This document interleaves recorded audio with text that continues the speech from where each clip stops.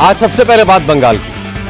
आज बंगाल की बीरभूम में अमित शाह और ममता बनर्जी के बीच जबरदस्त जुबानी जंग हुई। अमित शाह ने कहा कि इस बार बंगाल के लोगों को तृणमूल कांग्रेस से डरने की जरूरत नहीं है। 4 मई के बाद बंगाल में तृणमूल कांग्रेस के गुंडों को उल्टा लटकाया जाएगा। जवाब में ममता बनर्जी ने कहा कि बीजेपी दूसरे राज्यों से गुंडे लेकर आई है। बंगाल पर जहरीली नजर रखने वालों की जनता आंखें नोच लेगी। अमित शाह ने कहा कि इस बार चुनाव आयोग ने बंगाल में सुरक्षा के जबरदस्त इंतजाम किए हैं और ममता की बेईमानी अब नहीं चलेगी। जवाब में ममता बनर्जी ने कहा कि भले ही चुनाव आयोग बीजेपी की मदद करे, कितनी भी पैरामिलिट्री फोर्स लगा लें, लेकिन वो इन सब से अकेले ही निपट लेंगी, क्योंकि बंगाल की जनता उनके साथ है। लेकिन असदुद्दीन ओवैसी ने बीजेपी के साथ ममता बनर्जी की नोकझोंक को नूरा कुश्ती बताया। ओवैसी ने कहा कि बीजेपी के साथ ममता के पुराने रिश्ते हैं, वो सिर्फ मुसलमानों का वोट हासिल करने के लिए बीजेपी के साथ दुश्मनी का नाटक कर रही हैं। ओवैसी ने यह बात क्यों कही? बंगाल में वोटों के समीकरण किस तरह के हैं? एसआईआर को लेकर आज सुप्रीम कोर्ट ने क्या कहा, यह सब आज हम आपको बताएंगे। लेकिन शुरुआत करते हैं अमित शाह और ममता बनर्जी की सियासी नोकझोंक से। आज अमित शाह और ममता बनर्जी दोनों बीरभूम में थे और दोनों ने एक दूसरे का नाम लेकर हमला किया। शुरुआत अमित शाह ने की। उन्होंने ममता बनर्जी को हिंदू विरोधी बताया। आरोप लगाया कि ममता बनर्जी पश्चिम बंगाल के बहुसंख्यक समाज मतलब हिंदुओं को डरा रही हैं। अमित शाह ने कहा कि ममता बनर्जी आज हिंदू हितों की बात करती हैं, लेकिन हकीकत यह है कि ममता सरकार के दौरान मुर्शिदाबाद के दंगे हुए, हिंदुओं को रामनवमी का जुलूस निकालने, सरस्वती पूजा से रोका गया, लेकिन अब ममता चंद दिनों की मेहमान है। दीदी का एक भाषण सुन रहा था, वो यहां के बहुमत समाज को डरा रही थी। अगर टीएमसी नहीं होगी तो बहुमत समाज का अस्तित्व नहीं होगा। अरे दीदी, सदियों से हम यहां रह रहे, आप कौन होती हो हमें डराने वाली? आपके शासन में मुर्शिदाबाद में दंगे हुए, आप कहां गई थी? आपके शासन में रामनवमी पर हमला हुआ, आप कहां गई थी?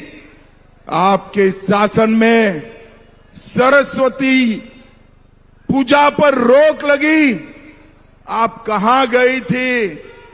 ये दीदी से डरने की जरूरत नहीं है। यहां नरेंद्र मोदी के नेतृत्व में भारतीय जनता पार्टी की सरकार। ममता बनर्जी भी बीरभूम में थी, इसलिए उन्होंने तुरंत अमित शाह को जवाब दिया।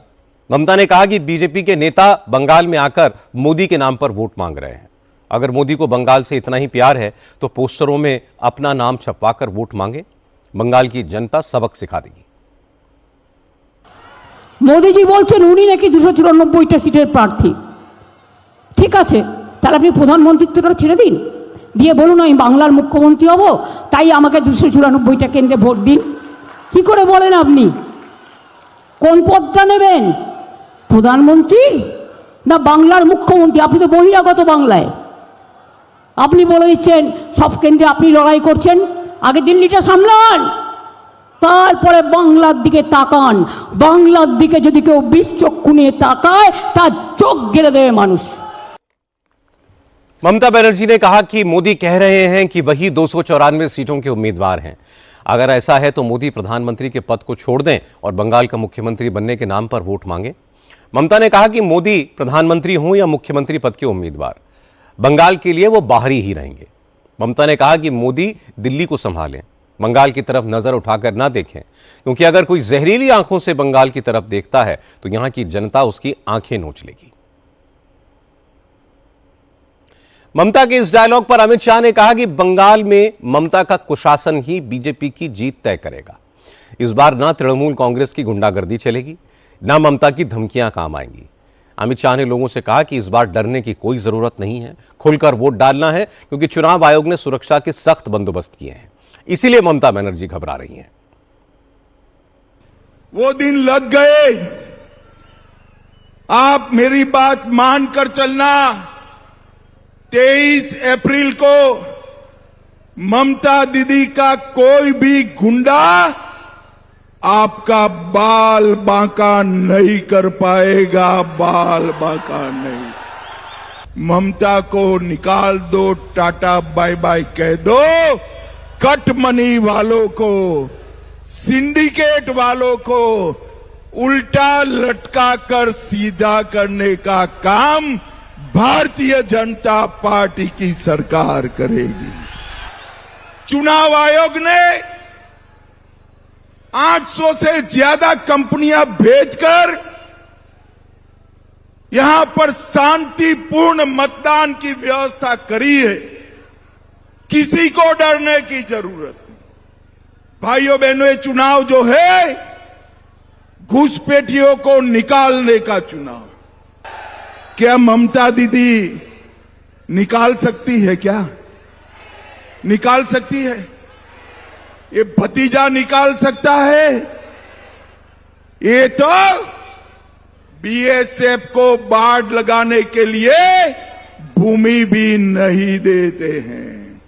हमने तय किया है कि भाजपा सरकार बनते ही 45 दिन में पूरी बंगाल की सीमा पर बाढ़ लगाने के लिए भूमि दे दी जाएगी, दे दी जाएगी। और मेरी बात याद रखना, भारतीय जनता पार्टी का वादा है कि न केवल बंगाल, देश भर से चुन चुन कर घुसपैठिए को देश के बाहर निकालने का काम हम करेंगे। अमित शाह ने चुनाव आयोग का नाम लिया तो ममता बनर्जी ने इसका भी जवाब दिया। ममता ने कहा कि बीजेपी ने बंगाल में पूरी ताकत लगा दी है। दूसरे राज्यों से लोगों को लाया गया है। प्रधानमंत्री, केंद्र सरकार के मंत्री, 1 दर्जन से ज्यादा मुख्यमंत्री, सैकड़ों सांसद, केंद्रीय एजेंसियां, सबको मैदान में उतार दिया है। लेकिन वो इन सबका मुकाबला अकेले कर रही हैं। ममता ने कहा कि बीजेपी उन्हें हल्के में लेने की गलती न करे, क्योंकि बंगाल की जनता उनके साथ है। বিজেপি হটাও আর দেশ বাঁচাও। এত টাকা বিলেচ্ছ এলাকা এলাকায়, যাতে কেউ ধরতে না পারে, তাই পুরনো সবাইকে বাদ দিয়ে দিয়েছো, সবাইকে অন্য রাজ্যে পাঠিয়ে দিয়েছো। কারণ বিহার থেকে টাকা আসছে, ড্রাগ আসছে, আর্মস আসছে, ভোটার আসছে। আপনাদের ভোটের জায়গায় তারা নাকি ভোট দেবে। রেলে করে লোক নিয়ে আসবে, বাসে করে, এমনকি মোটা ভাইদের জায়গা থেকেও লোক নিয়ে আসছে। খবর আমি জানি, 19টা রাজ্য আর ভারত সরকার সব মিলে এক জায়গায় জড়ো হয়েছে। আমি একা লড়ে যাচ্ছি মানুষকে নিয়ে, কারণ আমি মনে করি আমি একা নই, মানুষ 100, আমি 101। ममता बनर्जी कह रही थीं कि बीजेपी दूसरे राज्यों से लोगों को ला रही है। बिहार से पैसा आ रहा है, ड्रग्स आ रही हैं, हथियार आ रहे हैं, वोटर आ रहे हैं। अब जेन्युइन वोटर की जगह फर्जी मतदाता वोट डालेंगे। उन्हें रेल और बस से भरकर लाया जा रहा है। ममता बनर्जी ने यह भी कहा कि मोटा भाई की जगहों, यानी कि गुजरात से भी लोगों को लाया जा रहा है। ममता बनर्जी ने कहा उन्हें सब पता है।